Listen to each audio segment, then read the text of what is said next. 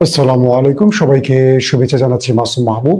প্রিয় দর্শক, যারা আমার সাথে সংযুক্ত হয়েছে লাইভ সেশনে, আজকে আপনাদেরকে ইসরায়েল এবং আরব বিশ্বের বর্তমান পরিস্থিতির খবর দিতে চাই। প্রথম কথা হলো, ইসরায়েল যে নতুন গ্রেটার ইসরায়েল গঠনের পরিকল্পনা ফাঁস করেছে, এই সংবাদে খেপে গেছে পুরো আরব বিশ্ব। ভেতরে ভেতরে আরবের রাষ্ট্রগুলো ইসরায়েলের বিরুদ্ধে যুদ্ধের প্রস্তুতি নিচ্ছে এমন তথ্য আসছে, এবং আরব বিশ্বকে সব রকম সহযোগিতা করতে প্রস্তুত তুর্কি রাষ্ট্র, এবং তুরস্ক এটা নেপথ্যে নেতৃত্ব দেবে এমন তথ্য আসছে। দর্শক, এই খবরটি দেওয়ার আগে আমি ভারতে একটু নজর রাখতে চাই। ভারতে আওয়ামী লীগের একটি দলের কার্যালয় গঠন হয়েছে এবং সেখান থেকে বাংলাদেশের বিরুদ্ধে নানান ষড়যন্ত্র হচ্ছে। এটার উপর একটা প্রতিবেদন আগে পড়ে শোনাতে চাই আপনাদের। ভারতে আওয়ামী লীগের রাজনৈতিক অফিস বন্ধ করার আহ্বান জানিয়েছে ভারত সরকারের উদ্দেশ্যে বিবৃতি দিয়েছে, এবং এই বিষয়ে বাংলাদেশ পররাষ্ট্র মন্ত্রণালয় ভারতের দৃষ্টি আকর্ষণ করেছে। পররাষ্ট্র মন্ত্রণালয়ের বিবৃতিতে উল্লেখ করা হয়েছে, আজ পররাষ্ট্র মন্ত্রণালয়ের বিবৃতিতে উল্লেখ করা হয়েছে, দিল্লি ও কলকাতায় নিষিদ্ধ ঘোষিত দল আওয়ামী লীগের অফিস তৈরি করার খবর বাংলাদেশ সরকারের নজরে এসেছে। আওয়ামী লীগের নেতারা ভারত থেকে বাংলাদেশ বিরোধী কার্যক্রম চালাচ্ছেন বলেও সেখান থেকে তথ্য এসেছে সরকারের কাছে। জুলাইয়ে এক ভুইফোর এনজিও, অর্থাৎ গত জুলাই, একটি ভুইফোর এনজিওর কার্যক্রমের আড়ালে আওয়ামী লীগের নেতারা দিল্লি প্রেস ক্লাবে অনুষ্ঠান আয়োজন করে এবং সেখানে উপস্থিত সংবাদ কর্মীদের উদ্দেশ্য করে পুস্তিকা বিলি করে বলে উল্লেখ করা হয় এই রিপোর্টে। নিষিদ্ধ ঘোষিত আওয়ামী লীগের নেতারা ভারতে অবস্থান করে বাংলাদেশ বিরোধী কার্যক্রম চালালে সেটি দুই দেশের মধ্যে সম্পর্ক ক্ষতিগ্রস্ত করতে পারে এবং বাংলাদেশের বর্তমান রাজনৈতিক পরিবর্তনশীল পরিস্থিতির জন্য হুমকি স্বরূপ হতে পারে বলে বাংলাদেশ সরকারের বিবৃতিতে বলা হয়েছে। এছাড়া এই ঘটনা বাংলাদেশের মানুষের মধ্যে জনরোষ তৈরি করতে পারে বলেও উল্লেখ করা হয়েছে।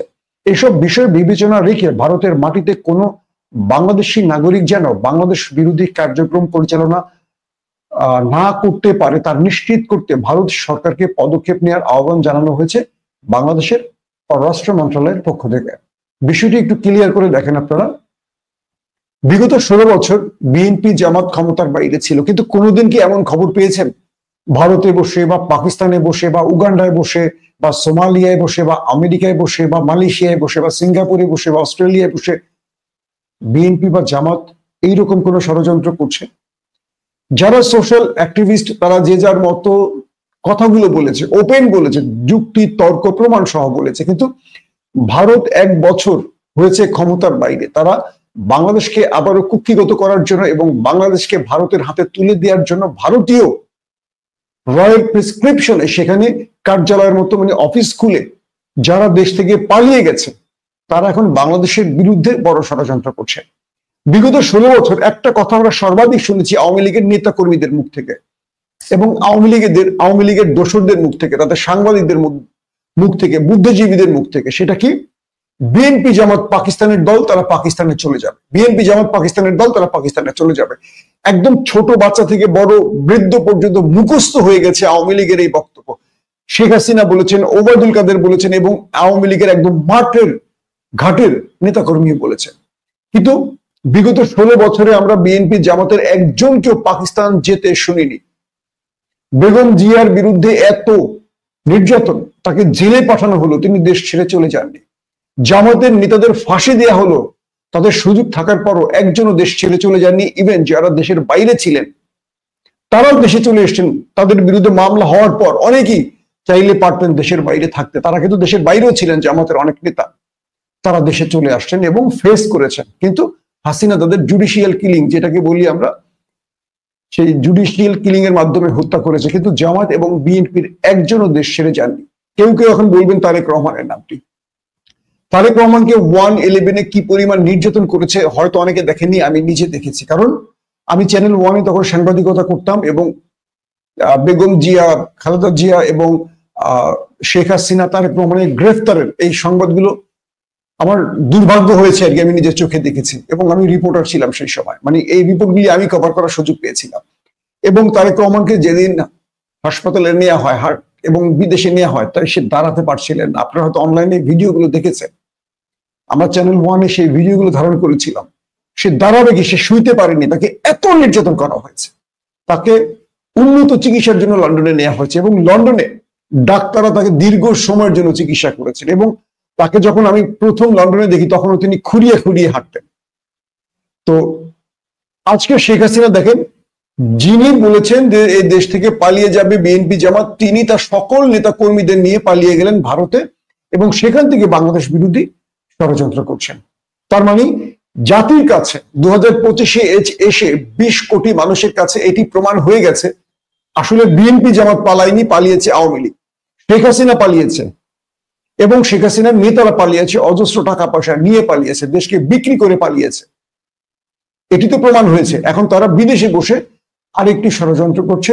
অবশ্যই যারা জুলাই বিপ্লবের অংশীজন তাদের বলবো সর্বোচ্চ সতর্ক থাকবেন। আমার প্রসঙ্গ আজকের এটা না, আন্তর্জাতিক প্রসঙ্গ। সাম্প্রতিক সময় আমি আপনাদের প্রথম খবরটি দিয়েছি, বাংলাদেশের প্রথম খবরটি আমি দিয়েছিলাম এরকম যে ইসরায়েলের প্রধানমন্ত্রী নেতানিয়াহু তিনি একটি গণমাধ্যমে ইন্টারভিউতে বলেছেন যে তিনি গ্রেটার ইসরায়েলের স্বপ্ন দেখছেন এবং গ্রেটার ইসরায়েল তৈরিতে তার কাছে রুহানি বার্তা আছে। অর্থাৎ ঐশ্বরিকভাবে তাকে বার্তা পাঠিয়েছে। ঐশ্বরিকভাবে বুঝতে পারছেন তো, রুহানিভাবে, অলৌকিকভাবে। নবী রাসূলগণ বা ফেরেশতাগণ, যেটা আমাদের ফেরেশতাগণ আমাদের নবীদের যেভাবে ওহী পাঠাতেন, তিনি এমন একটি দাবি করেছেন তার কাছে ওহীর মতো রুহানি বার্তা এসছে গ্রেটার ইসরায়েল গঠনে এবং তিনি গ্রেটার ইসরায়েল গঠনের জন্য এখন কাজ করছেন। কি ভয়ঙ্কর ব্যাপার বুঝতে পারছেন। আরব ইসরায়েলের অনেকগুলো যুদ্ধ হয়েছে, আপনারা জানেন। আমি আমার আগের স্টোরিগুলোতে বলেছি ধারাবাহিকভাবে। 73 সালে লাস্ট কিং ফয়সাল যুদ্ধের ঘোষণা দিয়েছিলেন এবং বিজয়ের দ্বার প্রান্তে চলে গিয়েছিলেন, কিন্তু আমেরিকার কারণে পারেনি। কিন্তু এই যুদ্ধটা 48-এ ইসরায়েলের রাষ্ট্র ঘোষণার পর থেকে শুরু। 48-এ হয়েছে, 56-তে হয়েছে, 67-তে হয়েছে, 73 সালে হয়েছে, কিন্তু প্রতিটা যুদ্ধে আরবরা হেরেছে, কারণ আরবের বিশ্বাসঘাতকদের জন্য।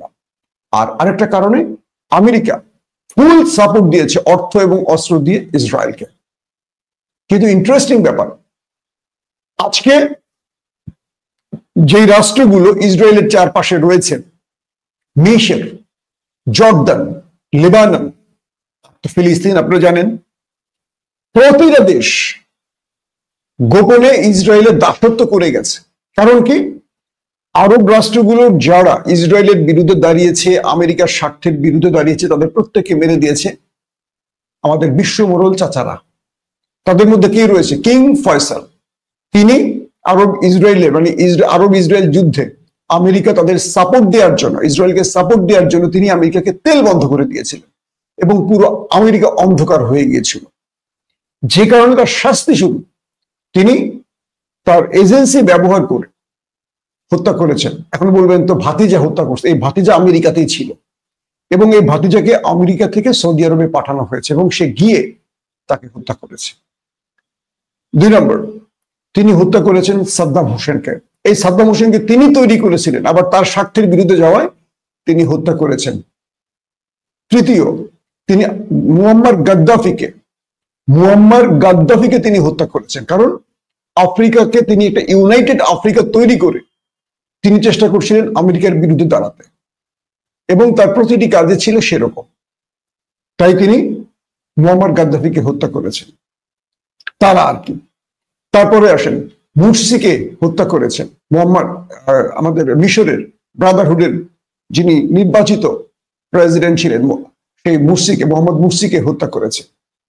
এরপর লিবিয়াকে পারমাণবিক অস্ত্র তৈরির সকল ইকুইপমেন্ট তুলে দিয়েছিল, সেন্ট্রিফিউজ তুলে দিয়েছিল পাকিস্তানের আব্দুল কাদির এবং এই ব্যাপারে সহযোগিতা করেছিল পাকিস্তানের যে শাসক, তিনি হলেন ভুট্টো।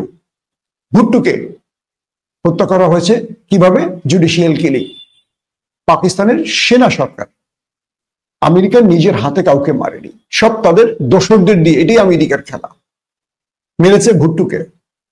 একটার পর একটা মিলিয়ে দেখেন এরা কারা?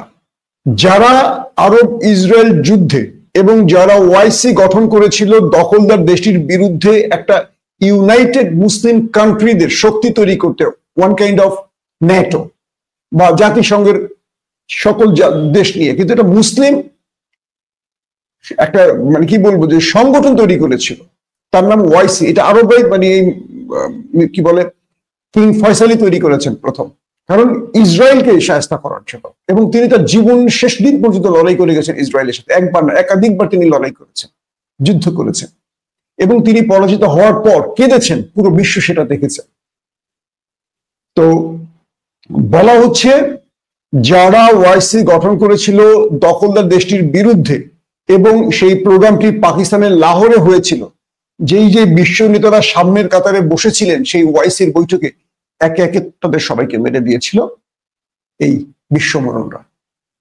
পরবর্তী পুরো আরব তাদের হাতে পুতুল হয়ে গেছে।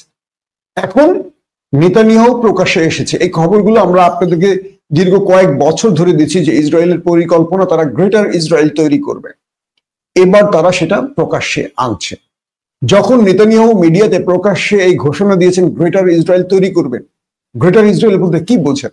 অর্থাৎ আজকের যে ইসরায়েল নামক রাষ্ট্রটি আছে তার আশপাশে ফিলিস্তিন, লিবিয়া, লেবানন, জর্দান এবং আরবের বিশাল একটা অঞ্চল, ভূমধ্যসাগর থেকে ফোরাত নদী পুরোটা, মিশর, এই পুরো অঞ্চল নিয়ে গ্রেটার ইসরায়েল। এবং এই বার্তাটি তাদের রুহানি বাবা চাচারা পাঠিয়েছে নেতানিয়াহুর কাছে। এখন তিনি এটাকে জয় নামবেন। পাশাপাশি রয়েছে আরেকটি দেশ, সিরিয়া। তো এখন জর্দানের বাদশাহ দ্বিতীয় আব্দুল্লাহ এবং তার ছেলে ঘোষণা দিয়েছেন আজ, ঠিক ইসরায়েলের ভেতরে 18 থেকে শুরু করে যখনই তাদের বয়স 18 হয় তখনই তাদেরকে ইসরায়েলের সেনাবাহিনীতে ট্রেনিং দেওয়া হয়। এটি জর্দানীয় ছিল, পরবর্তী এটি বন্ধ করে দেওয়া হয়েছে। জর্দান আবার ঘোষণা দিয়েছে 18 থেকে 40-এর মধ্যে যাদের বয়স আছে তাদেরকে এখন 2 বছর অথবা 1 বছর ট্রেনিং দিতে হবে যুদ্ধের জন্য। অর্থাৎ জর্দান প্রস্তুতি নেওয়া শুরু করেছে। আরব রাষ্ট্রগুলো কড়া প্রতিক্রিয়া জানিয়েছে এবং আরব রাষ্ট্রগুলো বলেছে ইসরায়েলের এই স্বপ্ন কখনো পূরণ হবে না।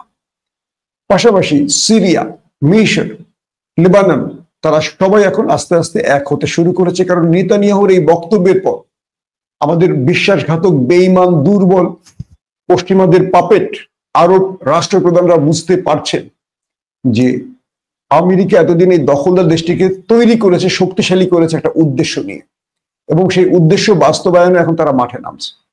সাম্প্রতিক সময় রজব তাইয়্যিব এরদোয়ান একটার পর একটা আধুনিক অস্ত্রের ঘোষণা দিচ্ছে। 5ম প্রজন্মের যুদ্ধ বিমানের খবর আপনাদেরকে দিয়েছি, তুরস্ক তৈরি করেছে। এরপর গজব যে পেলোড তৈরি করেছে, যেটিকে বলা হয় নন নিউক্লিয়ার কিন্তু নিউক্লিয়ারের চেয়ে ভয়াবহ, এটিকে উৎক্ষেপণ করে বিশ্বকে দেখিয়েছে। একটার পর একটা চমক নিয়ে হাজির হচ্ছে এরদোয়ান, এবং প্রতিটা টার্গেট, প্রতিটা রেঞ্জ তুরস্ক থেকে ইসরায়েল পর্যন্ত।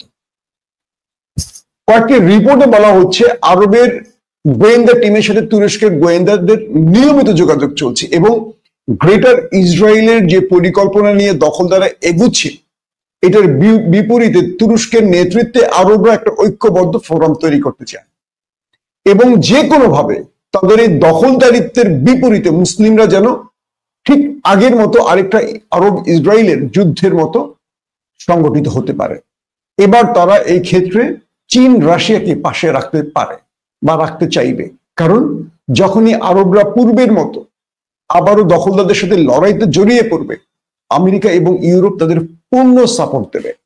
এই ক্ষেত্রে আরব রাষ্ট্রের কয়েকটা টার্গেট আছে। এক, যদি এই দখলদারদের বিরুদ্ধে আরবরা সামরিক অভিযান পরিচালনা করে, সেক্ষেত্রে যেসব দেশ দখলদারদের পক্ষ সমর্থন করবে তাদের সাথে সকল যোগাযোগ বিচ্ছিন্ন করবে, তাদের গ্যাস এবং তেল দিয়ে বন্ধ করবে। ঠিক কিং ফয়সাল যেটি করেছেন, পুরো পশ্চিমা দুনিয়াকে অন্ধকারে ফেলে দিয়েছিলেন, ইউরোপকে অন্ধকারে ফেলে দিয়েছিলেন কিং ফয়সাল। তো আরবদের হাতে যে অস্ত্রটি আছে তেল এবং গ্যাস, এটাকে তারা ব্যবহার করবে।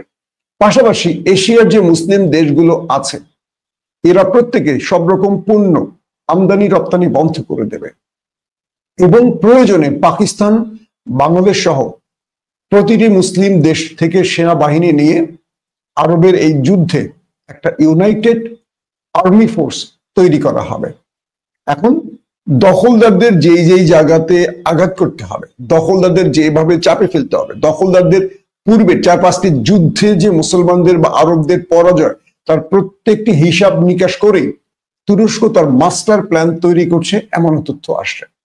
বিষয়টা হলো, এখন আরবের সামনে তুরস্কের নেতৃত্বের বাইরে আর কোনো সম্ভব তাদের সুযোগ নেই। কারণ কি, আরবরা আসলে দুর্বল, হিউজ অর্থ তাদের আছে, পেট্রো ডলারের উপর ভাসছে তারা, তাদের সন্তানরা, রাজা বাদশারা, তাদের যুবরাজরা, তাদের প্রতিটা সদস্যই বা তাদের সেনাবাহিনী যত অস্ত্রই কিনুক এতটা প্রশিক্ষিত না, এতটা পারঙ্গম নয়, কারণ তারা ইয়েমেনের একটা হুতি বাহিনীর সাথে দীর্ঘ সময় পারেনি।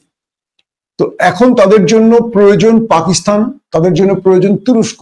মুসলিম রাষ্ট্রের মধ্যে এই দুটো সেনাবাহিনী, সকল মুসলিম সেনাবাহিনী আর হলো ইরান, এই তিনটি দেশের সেনাবাহিনীর সকল মুসলিম রাষ্ট্রের সেনাবাহিনীর চেয়ে বেশি পারফেক্ট এবং এরা শক্তিশালী। যদিও মিশরের সেনাবাহিনী অনেক বৃহৎ, কিন্তু সাম্প্রতিক সময় এদেরকে কি বলবো, হাত পায়ে চুরি পরিয়ে এদেরকে নারী বানিয়ে রেখেছে আব্দুল ফাত্তাহ আল সিসি। তো এখন যে বিষয়টি তৈরি হয়েছে, দখলদারদের বিরুদ্ধে আরবরা তুরস্কের নেতৃত্বে, বলতে পারেন অটোমান নেতৃত্বে সংঘবদ্ধ হওয়ার একটা কাজ চলছে। তুরস্ক আরবদের সাথে নেপথ্যে কাজ চালিয়ে যাচ্ছে। গ্রেটার ইসরায়েলের টার্গেটে কিন্তু তুরস্কও পড়বে, সিরিয়া পড়বে, ফিলিস্তিন তো মোটামুটি ওদের অর্ধেক তার চেয়ে বেশি দখল হয়ে গেছে। আজকেও ব্যাপক ধোলাই দিয়েছে দখলদারদেরকে ফিলিস্তিনের প্রতিরোধ বাহিনী, তাদের বেশ কয়েকজন কমান্ডারকে ওপারে পাঠিয়ে দিয়েছে এবং বেশ কিছু সফল অ্যাটাকও করেছে। এই খবরগুলো আসলে প্রতিদিন আর দিতে ভালো লাগে না, কারণ দিতে গেলে ফিলিস্তিনিরা যে মারা গেছে এটাও বলতে হয়। এটা আসলে আমি বলতে চাই না, আমার বলতে পারি না, আমার কষ্ট হয়। কি করার আছে, দীর্ঘদিন তো এই দুঃখের সংবাদ দিয়ে আসলি। এখন যে বিষয়টি তৈরি হয়েছে, ইসরায়েলের প্রধানমন্ত্রীর এই বক্তব্যের কড়া প্রতিক্রিয়া আসছে প্রতিটি মুসলিম দেশ থেকে। মিশর কড়া প্রতিক্রিয়া দিয়েছে, লেবানন কড়া প্রতিক্রিয়া দিয়েছে, জর্দান কড়া প্রতিক্রিয়া দিয়েছে, সৌদি আরব কড়া প্রতিক্রিয়া দিয়েছে। প্রতিক্রিয়া তারা শেষ থামবে, প্রতিক্রিয়া তারা ঘুমিয়ে পড়বে, বিষয়টা এরকম না, কারণ তাদের অস্তিত্বে টান পড়েছে।